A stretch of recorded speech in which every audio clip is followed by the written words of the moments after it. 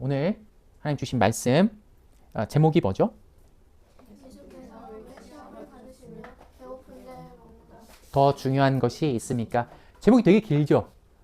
제목을 굉장히 길게 한 이유는 우리가 제목이 긴 경우의 설교를 예전에 한번 들어봤는데 교리문답할 때 우리가 이렇게 약간 문답식으로 할 때 질문이 길고 대답도 길었던 적이 있습니다.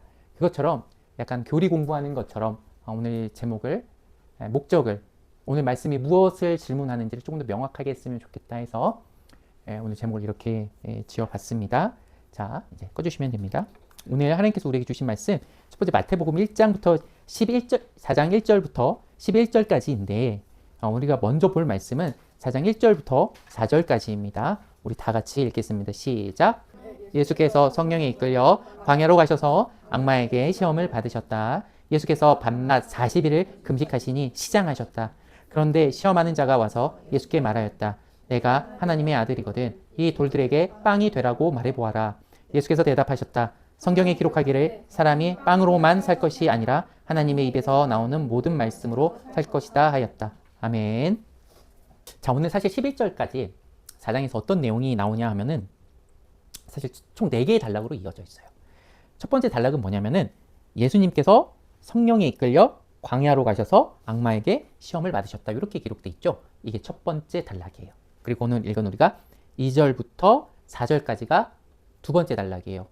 이 두 번째 단락은 예수님께서 받으신 첫 시험에 대한 거고, 세 번째 단락은 예수님께 받으신 두 번째 시험에 관한 거고요. 네 번째 단락은 당연히 예수님께서 받으신 세 번째 시험에 관한 얘기일 겁니다. 이렇게 내용은 이루어져 있어요. 자, 오늘 첫 번째 단락부터 그럼 보려고 하는데요. 되게 낯섭니다. 성경이 낯설 수밖에 없는 이유가 이렇게 기록되어 있어요. 예수님께서 누구에게 이끌려 가셨대요? 성령 하나님께 이끌려 가셨대요. 근데 어디로 가셨대요? 광야는 좋은 곳이에요? 별로 좋지 않은 곳일까요? 좋지 않은 곳이죠. 사막이에요, 사막. 돌과 모래밖에 없는 그곳으로 가셨어요. 먹을 것이 없는 곳으로 가셨어요. 희한하다. 왜 성령 하나님께서는 예수님을 광야로 이끌고 가셨을까? 근데 그 뒤는 더 이상해요. 이렇게 기록되어 있습니다. 악마에게 시험을 받으셨대요. 예수님께서 사단에게, 귀신에게, 혹은 악마라고 하는 그 사탄에게 시험을 받으셨다라고 기록이 되어 있어요. 굉장히 거부감이 들기도 하고요. 굉장히 낯설기도 하고요. 서로 안 어울리는 것 같아요. 성령 하나님께서 선하실 텐데, 성령님께서 선하실 텐데, 예수님도 좋으신 분인데 왜 이런 곳에 가셔서 시험을 받으셔야지? 라고 우리는 생각할 수가 있죠. 이게 그래서 낯설어요.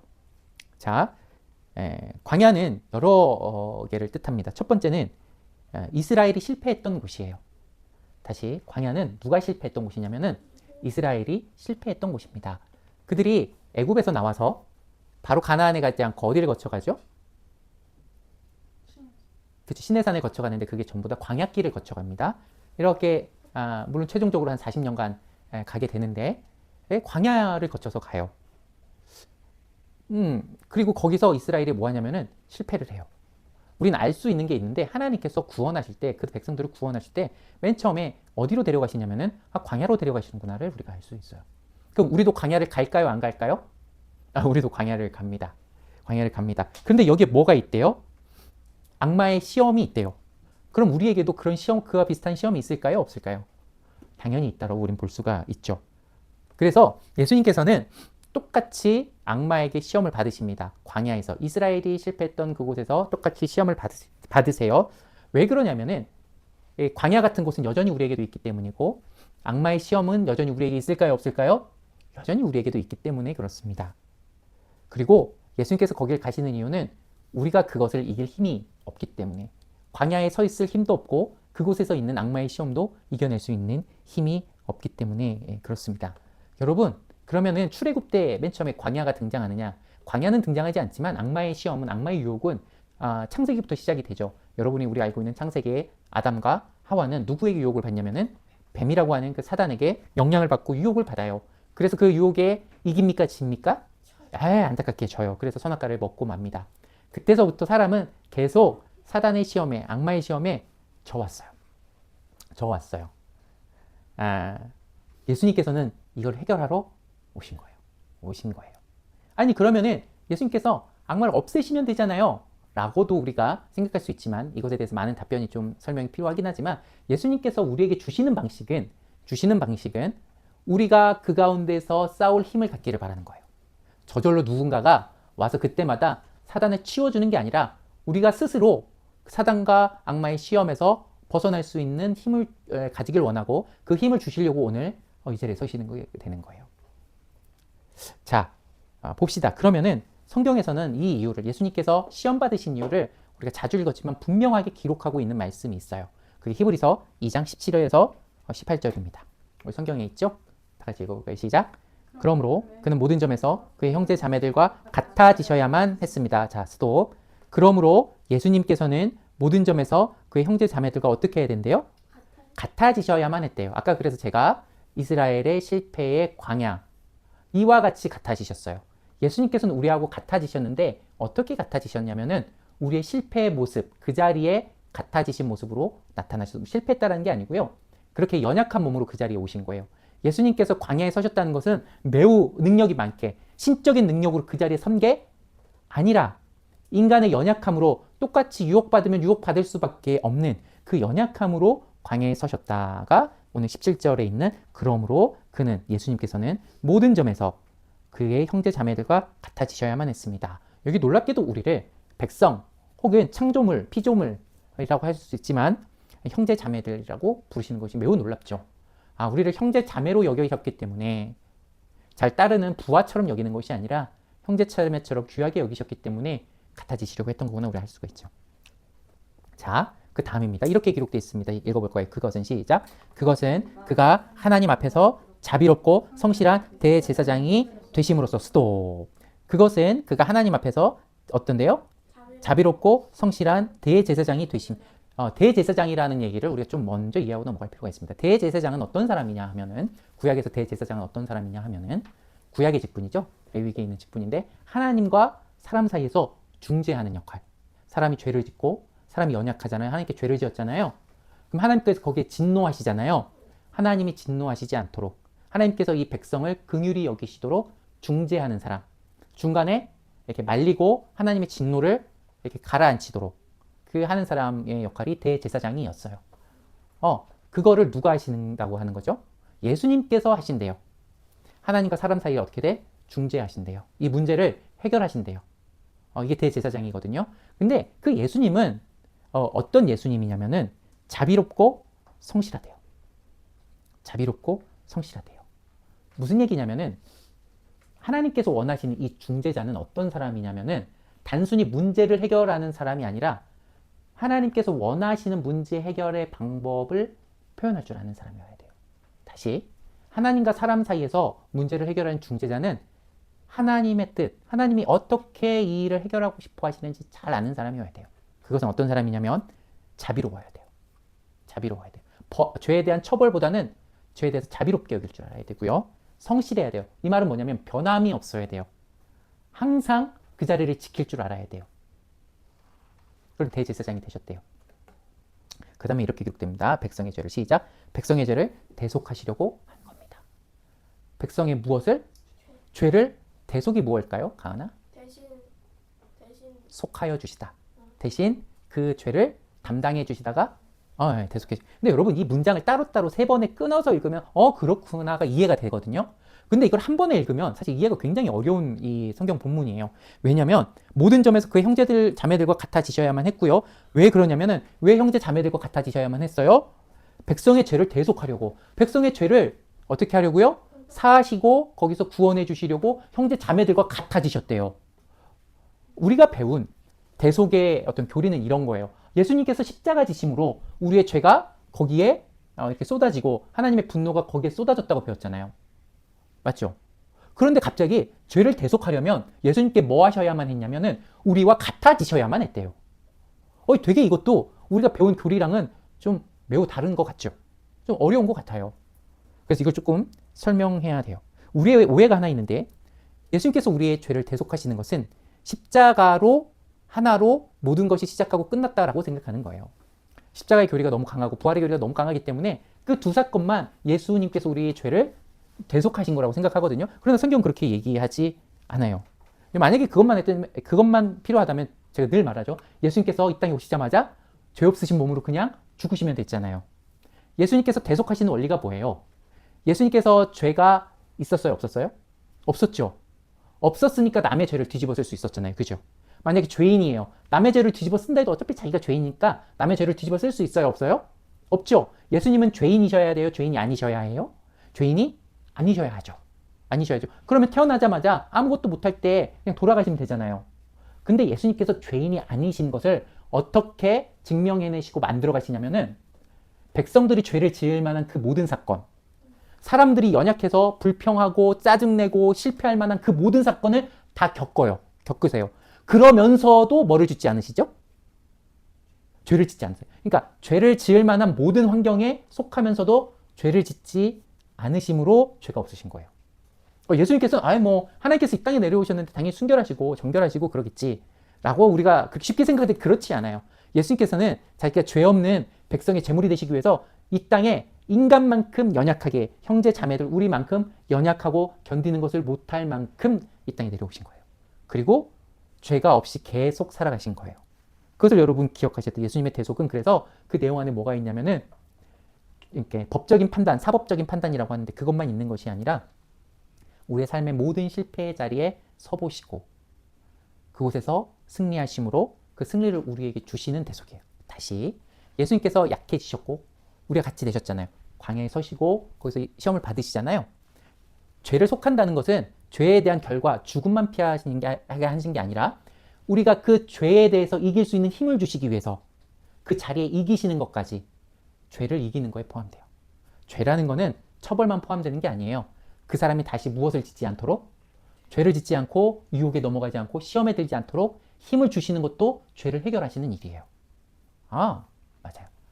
자, 만약에 우리의 자녀들이 그럴 적이 없지만 우리 자녀가 나쁜 일을 했다고 합시다. 미성년자잖아요. 그럼 아빠는 어떻게 해야 되냐면요. 그 손해를 누군가에 끼쳤다면 아빠가 부모님이 대신 배상을 해줘야 돼요. 물어줘야 돼요. 그쵸? 근데 그걸로 끝나면 돼요? 안 돼요?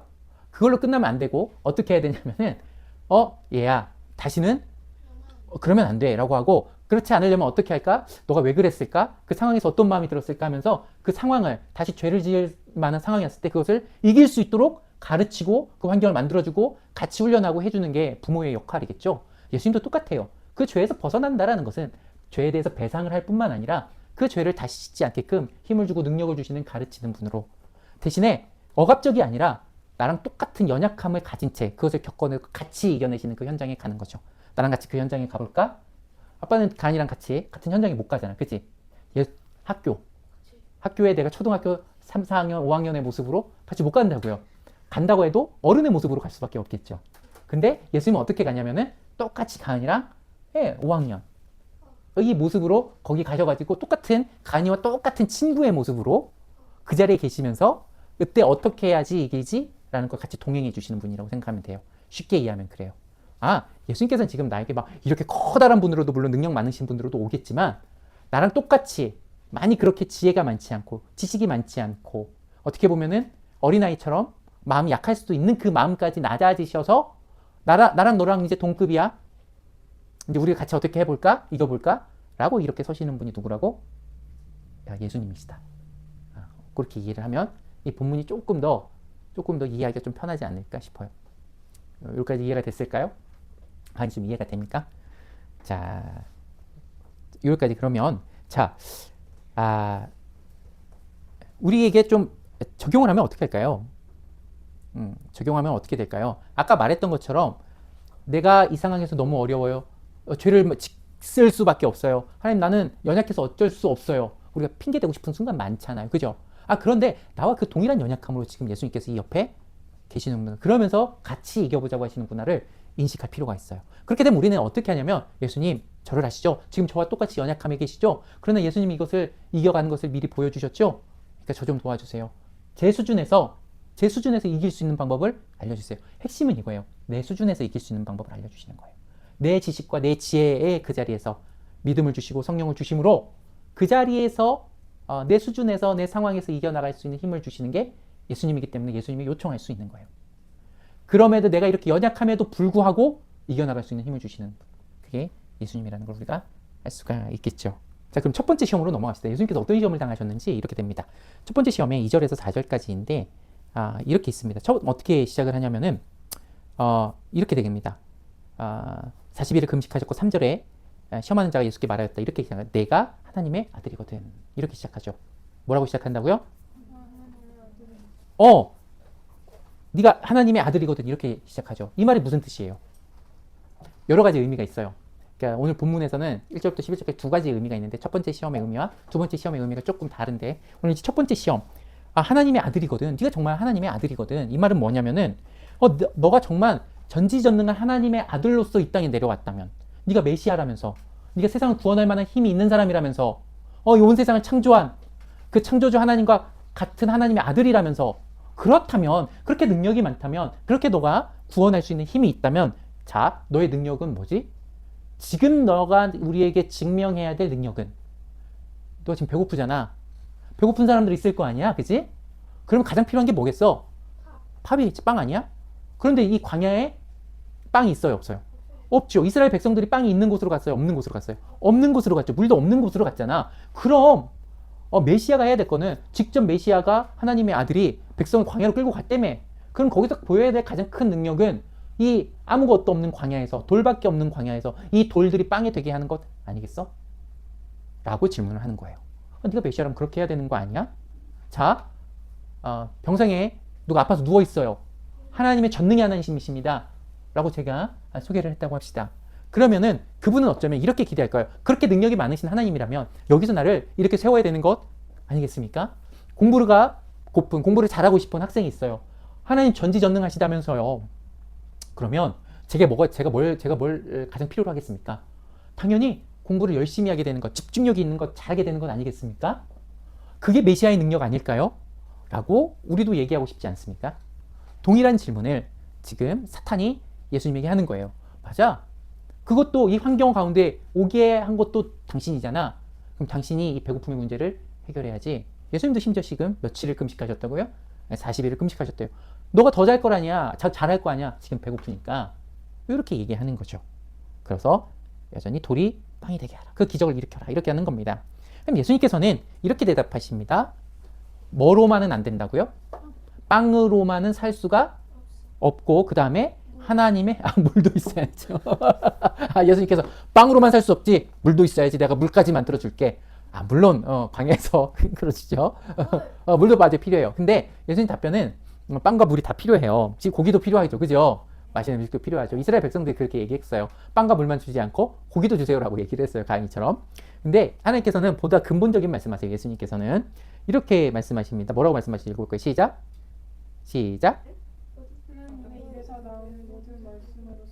하나님의 입에서 나오는 모든 말씀으로 살 것이다. 이게 되게 사실은 거부감이 드는 게 아니 배고픈데 하나님의 입에서 나오는 그 말씀이 내 배를 부르게 합니까? 라고 질문하고 싶잖아요. 아니 빵이 안 중요하다라는 얘기입니까? 이렇게 질문하고 싶지 않아요? 저는 그렇게 질문하고 싶어요. 자, 여기서 빵만으로는 안 된다. 그러니까 빵이 필요 없다는 얘기가 아니에요. 빵으로만은 안 되는 거예요. 그러니까 빵이 필요하다 안 필요하다? 빵이 필요하지. 근데 그걸로만 될까? 이런 질문이죠. 그런데 하나님의 입으로 나오신 모든 말씀이다 라는 거는 신명기 8장 3절에 인용하신 말씀이에요. 제가 적어놨죠. 다 같이 읽어볼까요? 시작. 주께서 너희를 낮추시고 굶기시다가 너희도 알지 못하고 너희의 조상도 알지 못하는 만나를 먹이셨는데 이것은 사람이 먹는 것으로만 사는 것이 아니라 주의 입에서 나오는 모든 말씀으로 산다는 것을 너희에게 알려주시려는 것입니다. 이게 언제 일어났냐면은 만나 언제 먹었어요? 출애굽 때 아까 광야에서 돌밖에 없는 그곳에 하나님께서 뭘 내려주시죠? 만나라는 음식을 내려주시죠. 이거는 언제만 얻을 수 있냐면은 새벽에만 온 이렇게 땅에 만나라는 음식이 깔려요. 하늘에서 음식이 떨어진다라고는 생각 안 하고요. 그냥 아침에 일어나면 새벽에 일어나면 음식이 깔려 있어요. 그리고 그것을 주워가지고 먹고 살게 해주셨죠. 사람이 이해할 수 없는 방식으로 하나님께서 음식을 공급하셨습니다. 자, 그러면 하나님께서 이렇게 돼요. 하나님께서 일부러 3절에 보면 주께서 너희를 낮추시고 굶기셨대요. 다시 하나님께서 낮추시고 굶기셨대요. 그 목적은 뒤에 보니까 주의 입에서 나오는 모든 말씀으로 산다는 것을 알려주시려고 하는 거래요. 이게 무슨 뜻이에요? 하나님께서는 주의 입에서 나오는 모든 말씀으로 산다는 것을 알려주시려고 낮추시고 굶기셨대요.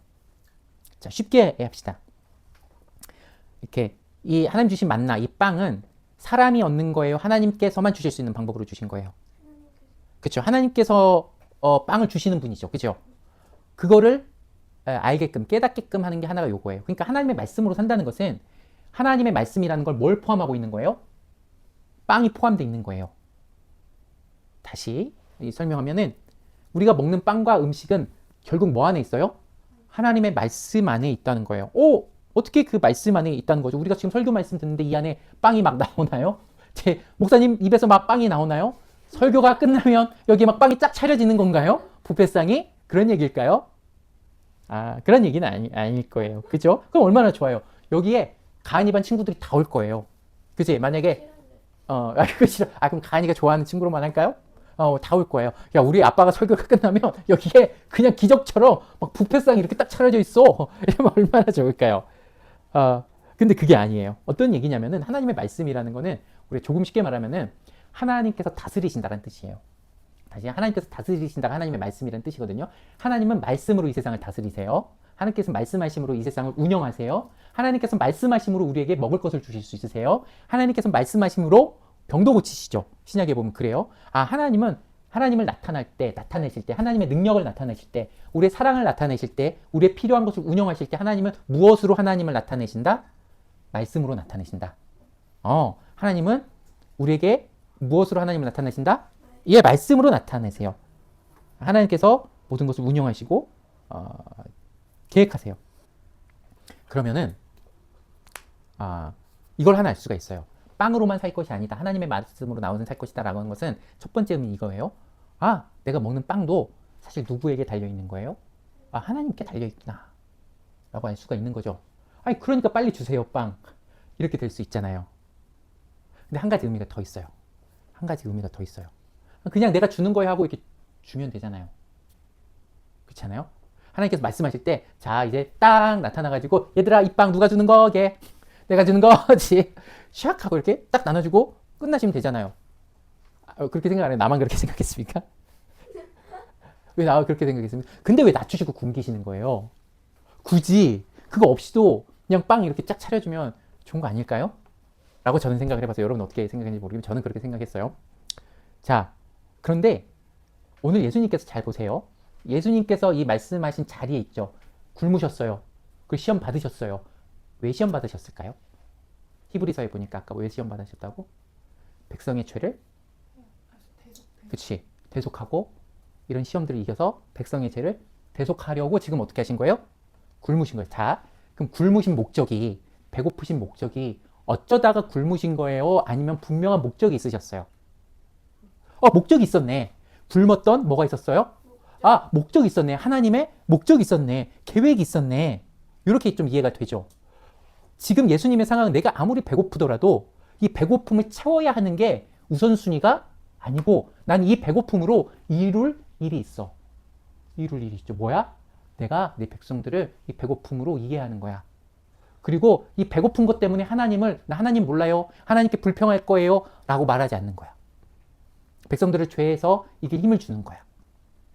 때론 배고픈 때가 있다 하더라도 나를 낮추신 때가 있다 하더라도 백성들이 어떻게 생각해야 되냐면은 하나님이 날 미워하셔서 내가 좀 못나서 나를 굶기시는 거야 라고 생각하지 않게 하려고 내가 지금 굶는 거야. 하나님께서 예수님이 미우셔서 지금 굶기시는 걸까요?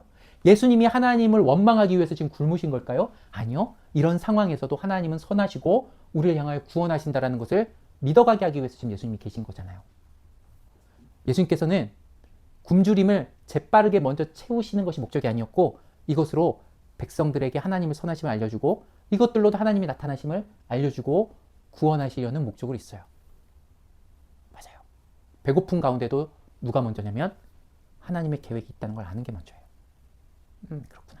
내가 때로는 이해할 수 없는 고통이 있다 하더라도 그것 가운데 누구의 계획과 목적과 선한 의도가 있다고요? 하나님께서 우리를 향한. 만약에 지금 우리를 적용해보면 이래요. 우리가 배고파요. 어느 순간 돈이 없어졌어요. 그래서 굶게 됐어요. 어려운 상황이 됐어요. 근데 이렇게 고백하는 거예요. 하나님, 제가 열심히 일한 것 같아요. 최선을 다해 살았어요. 그런데도 어쩔 수 없이 제 의도와 상관없이 제 계획과 상관없이 저는 지금 굶게 되었어요. 어렵게 되었어요. 하나님이 저를 미워해서 그런 건 아니라고 생각합니다. 그러나 분명히 이 상황 가운데 하나님은 저를 향해서 선하신 뜻이 있을 거라고 믿습니다. 제가 이 상황에서 먼저 구하는 것은 제가 부자가 되게 해주세요. 하나님 내가 지금 배고프게 되는데 배를 부르게 해주세요. 라는 것도 제 기도 제목이지만 하나님 저는 알고 싶어요. 하나님 이 상황에서 하나님께서 저에게 원하시는 하나님의 계획이 무엇인지 알고 싶어요. 만약에 이렇게 기도할 수 있고 생각하실 수 있다면 여러분 우리는 이 첫째 시험에서 이기고 있는 거예요. 하나님 역시 나를 비워해. 아우 여전히 내가 기도를 조금 했더니 하나님 나에게 돈도 안 주고 내가 예배를 조금 3번 드리는 거에서 1번만 드렸더니 여전히 하나님은 나를 별로라고 여기죠. 이거는 세상 종교예요. 여러분 그거는 우리가 옛날에 옛날 전통 우리 무속신앙 있죠. 이렇게 물 떠다 놓고 이렇게 빌면서 정성을 다 드려야 응답되는 그런 어떤 신을 믿었잖아요. 그건 그런 신에 가는 거지. 하나님께서는 우리가 뭔가 간절히 그렇게 뭐 요청하고 무릎 꿇고 막 우리의 정성의 크기에 따라서 우리를 사랑하시는 분은 아니에요. 그랬다면 예수님께서 먼저 오실 필요도 없는 거예요. 예수님께서 우리가 요청하시지도 않았는데 먼저 시험 받으시고 은혜를 주시려고 하잖아요. 그건 사단이 주는 생각이에요. 만약에 내가 정성이 부족했다 이런 거는 이건 무당 종교에서는 가능한 얘기예요. 그렇지 않아요. 내가 때론 못났어도 하나님은 항상 나를 선한 계획을 가지시고 내가 또한 그렇더라도 선한 계획을 가지시고 이렇게 인도하신다. 욥기 아시죠? 하나님 욥을 미워하셨습니까? 아니요. 욥은 당대의 의인이라고 기록이 되죠. 그런데 이해할 수 없는 방법으로 하나님께서 갑자기 욥의 건강도 뺐고요. 욥의 가족도 뺏어가 가시고 그리고 욥의 모든 재산도 가져가시죠. 욥은 이렇게 고백합니다. 어떻게 고백합니까? 주시니가 하나님이시니 당연히 하나님께서 가져가실 수도 있다고 고백을 해요. 내가 못나서 내가 잘못해서 그랬다고 생각을 합니까? 안 합니까? 안 해요. 친구들은 이렇게 말해요. 야 네가 뭔가 죄를 졌으니까 그럴 거 아니야. 근데 욥이 그거에 대해서 찬성합니까? 반대합니까? 아니야. 난 그렇지 않아. 그렇지 않아. 라고 얘기를 하죠. 욥기도 그래요. 하나님께서는 욥이 미워서 공난과 시험을 주셨다고 생각하지 않고 그가 오히려 의인이기 때문에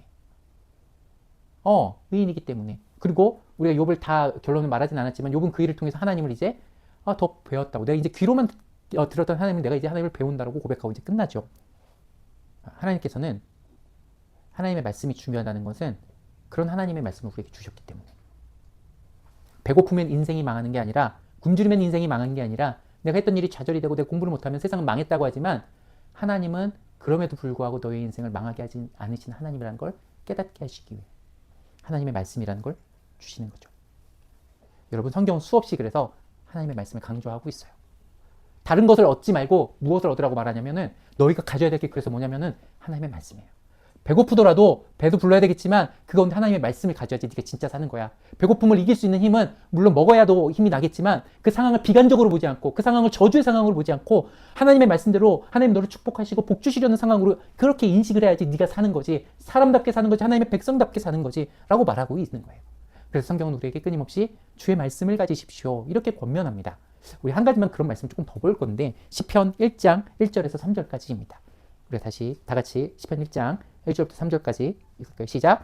복 있는 사람은 꾀를 따르지 아니하며 죄인들의 길에 서지 아니 오만한 자들의 자리에 앉지 아니하고 오직 여호와의 율법을 즐거워하여 주야로 묵상하는 자로다. 그는 시냇가에 심은 나무가 철을 따라 열매를 맺으며 그 잎사귀가 마르지 아니함 같으니 그가 하는 모든 일이 다 형통하리로도. 자 보세요. 이거 되게 이상한 거예요. 복 있는 사람이라고 시작하죠. 물론 좀 번역이 원문하고 조금 달라요. 이 사람은 복이 있도다 이렇게 감탄문으로 시작을 하는 거거든요. 와, 이 사람 정말 복 있는 사람이 어떤 사람이냐면은 여호와의 율법을 여호와의 말씀을 즐거워하며 주야로 묵상하는 사람이래요. 아니 내 그 모든 상황에 문제가 도처에 있는데 이렇게 많은 일이 있는데 그 문제가 해결돼야지. 그 문제가 해결돼야지 복이 있는 사람이죠. 어떻게 그 문제 가운데 여호와의 말씀을 묵상하는 게 복이 됩니까? 그 말씀 때문에 즐거워하는 게 복이 됩니까? 라고 하잖아요. 그럼 여기서 복이라는 게 뭘 알 수 있냐면은 앞에 거를 통틀어 이렇게 요약할 수 있어요. 복이라는 거는 어떤 상황에서도 하나님의 말씀을 답으로 가지고 있는 사람. 이렇게 우리가 요약하고 좀 쉽게 설명할 수 있겠구나라는 생각이 들어요. 다시 합니다. 복에 대한 답이 뭐냐면 하나님의 말씀이래요. 율법을 묵상하는 사람이래요. 어떤 상황 가운데서도 아까 말했잖아요. 배고픈 상황 가운데서도 예수님께서는 그것을 빵을 채울 생각을 하지 않고 사단의 유혹에 넘어가지 않을 수 있으셨던 것은 뭐냐면은 하나님의 말씀을 답으로 가지고 계셨기 때문에. 다시 한번 예수님께서는 무엇을 답으로 가지고 계셨다고요? 하나님의 말씀을 답으로 계셨어요. 그래서 오늘 예수님께서 말씀하실 때는 항상 처음에 이렇게 시작합니다. 성경에 어떻게 되었다? 기록되었다. 이 말씀이 성경에 기록되었다라고 말씀하시죠. 맞습니까? 예수님께서는 사단의 시험이 3번 있거든요. 그 3번 모두에게 답변할 때, 그 모든 유혹과 시험에서 이겨내실 때 어떻게 이겨내시냐면은 성경에 기록하였을 때 성경에 이렇게 기록되어 있는데 그 상황에 대한 너의 지금 요구에 대한 답은 성경에 이렇게 기록되어 있는 거야. 배고픈 상황에서 성경에서 난 답을 이렇게 찾았어. 또 두 번째 시험, 너가 시험을 이렇게 해. 그것도 이렇게 이기는 거네. 이렇게 해야 되는 거네. 세 번째, 그 답은 이거지. 라고 어떤 걸 말하면 예수님의 생각과 지혜를 말하시는 게 아니라 이미 우리에게 주어진 말씀. 누구나 알고 읽고 그것을 가질 수 있는 말씀으로 이 시험을 이기시는 걸 보여주세요.